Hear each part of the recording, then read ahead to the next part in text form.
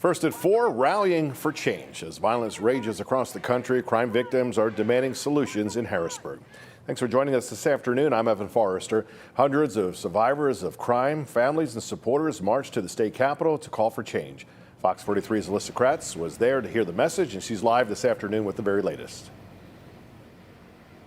Evan, we're coming off a weekend which saw several mass shootings across several states, leaving over a dozen people dead and many more injured. Now today here in Harrisburg, activists urging solutions from lawmakers and urging healing in our communities.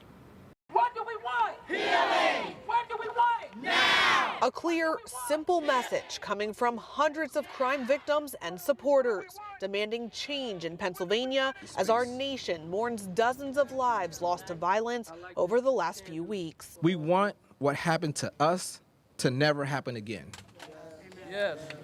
We want what happened to us to never happen to anyone else. The Crime Survivors for Safety and Justice calling on state lawmakers to find solutions which help victims and stop cycles of crime. We know that crime victims who are most harmed are least helped, but that must change today. State Representative Natalie Mihalik of Allegheny and Washington counties joining the fight, saying leaders need to change the way they think about public safety. Any public safety approach that doesn't include victims, that doesn't include all of your voices, cannot achieve true safety. The state rep championing the Safer Pennsylvania Act, a proposed package of legislative bills which proponents say would remove barriers and create better protections for victims. You all understand the toll that violence and trauma has taken.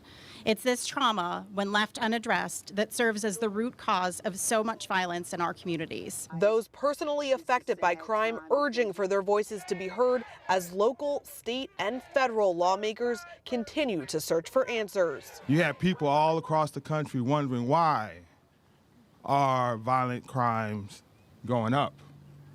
What should we do? Well, I have an answer for you. Listen to victims.